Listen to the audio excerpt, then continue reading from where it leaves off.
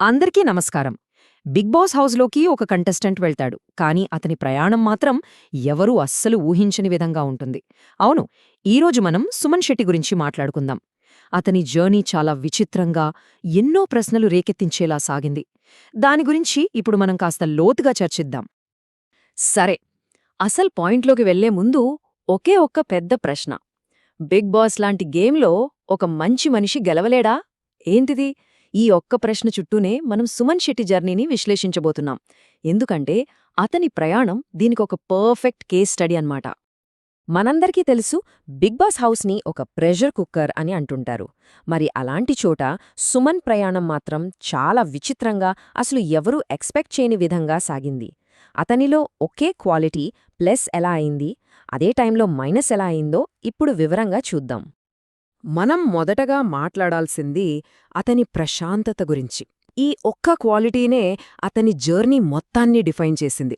కానీ ఇక్కడ ఆశ్చర్యం ఏంటంటే ఇదే అతనికి అతిపెద్ద బలం, ఇంకా చెప్పాలంటే అదే అతిపెద్ద బలహీనత కూడా. అదెలాగో చూద్దామా?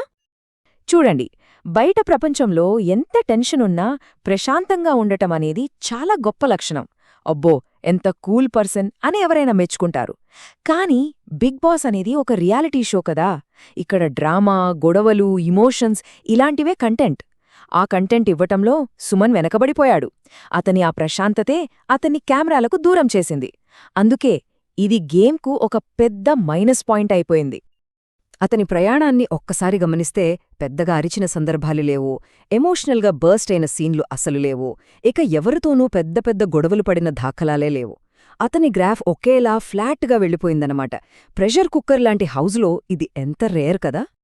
సరే, అతని ప్రశాంతతను కాసేపు పక్కన పెడదాం. అతనికి వచ్చిన ఇంకో పేరేంటి? మంచి మనిషి. కానీ ఈ మంచితనం అతన్ని ఒక గేమర్గా ఎదగకుండా ఆపేసిందా? ఏమో చూద్దాం. నిజంగా చెప్పాలంటే అతనిలో చాలా పాజిటివ్ క్వాలిటీసున్నాయి. ఎవరి వెనుక మాట్లాడలేదు, గెలవడం కోసం ఎవర్నీ మోసం చేయలేదు, అనవసరంగా ఎవరిమీద అగ్రెషన్ చూపించలేదు. ఇవన్నీ కలిసి అతన్ని ఒక మంచి వ్యక్తిగా నిలబెట్టాయి. కానీ ఇక్కడే అస్సలు ట్విస్ట్ ఉంది. ఈ మంచి లక్షణాలే గేమ్లో అతనికి నెగటివ్గా మారాయి. ఎలాగంటే అతను ఏ విషయంలోనూ స్ట్రాంగ్గా స్టాండ్ తీసుకోలేదు, తన ఒపీనియన్ను ధైర్యంగా బయటకు చెప్పలేదు, అసలు ఆటను లీడ్ చెయ్యాలనే ప్రయత్నమే చేయలేదు. సరిగ్గా అందుకే చాలామందికి అసలితను ఇన్ని వారాలు ఎలా ఉన్నాడు హౌస్లో అనే డౌటొచ్చింది. ఇక అతని జర్నీలో అతిపెద్ద టర్నింగ్ పాయింట్ ఏదైనా ఉందంటే అది సంజన ఫ్యాక్టర్. ఇది స్టార్టింగ్లో అతనికి సింపతి తెచ్చిపెట్టింది, కాని రాను రాను ఒక ఓవర్ డోస్లా మారిపోయింది. చివరికి అదే అతని ఏకైక నెగటివ్ పాయింట్ అయింది. అదెలా జరిగిందంటే, మొదట్లో సంజనకు సపోర్ట్గా నిలబడినప్పుడు అందరికీ అతనిపై ఒక సానుభూతి కలిగింది. కాని ఆ తర్వాత ప్రతివారం నామినేషన్లలో నాకు సపోర్ట్ లేదు అంటూ ఒకే మాటను పదే పదే రిపీట్ చేయడం మొదలుపెట్టాడు. ఇది ప్రేక్షకులకు మెల్లగా విసుగు తెప్పించింది.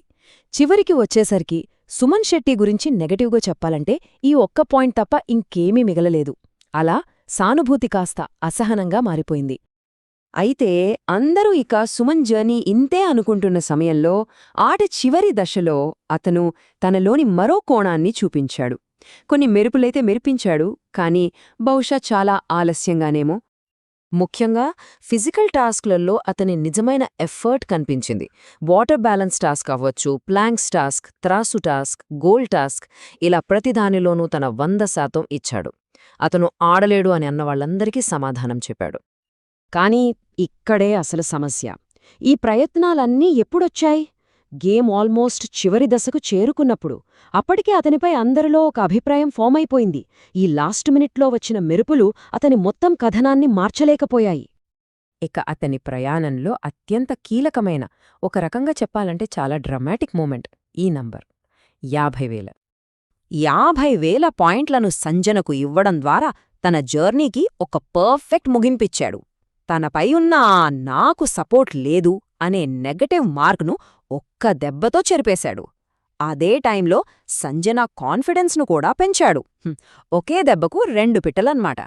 ఇది అతని క్యారెక్టర్కు ఒక మంచి క్లోజింగ్ నోట్లా నిలిచిపోయింది. సో మొత్తం మీద సుమన్ శెట్టి ప్రయాణాన్ని చూస్తే మనకు ఏమర్థమవుతుంది? అతను ఆటకు సరిపోని వ్యక్తా లేక ఆటనే అతనికి సరిపోలేదా? విశ్లేషణలో తేలిన కీలక విషయం ఇదే.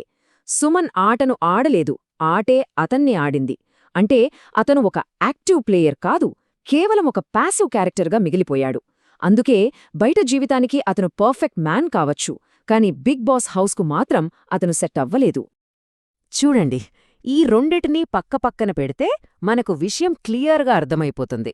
సుమన్ ప్రయాణం ఎమోషన్స్ లేకుండా సైలెంట్గా సేఫ్గా సాగిపోయింది. కాని బిగ్ బాస్ గేమ్ మాత్రం దానికి టోటల్ ఆపోజిట్. అక్కడ నాయిస్, గొడవలు, స్టాండ్ తీసుకోవడం ఇలాంటివి కావాలి. ఈ రెండిటి మధ్యున్న తేడానే అతని జర్నీ మొత్తాన్ని డిఫైన్ చేసింది. కాబట్టి మనం మొదట అడిగిన ప్రశ్నకు మళ్ళీ వద్దాం. సుమన్ శెట్టి ప్రయాణాన్ని చూశాక ఏమనిపిస్తోంది? బిగ్ బాస్ లాంటి ఒక గేమ్ గెలవాలంటే కేవలం ఒక మంచి వ్యక్తిగా ఉంటే సరిపోదా? దీని గురించి ఆలోచించాల్సిన విషయమే కదా.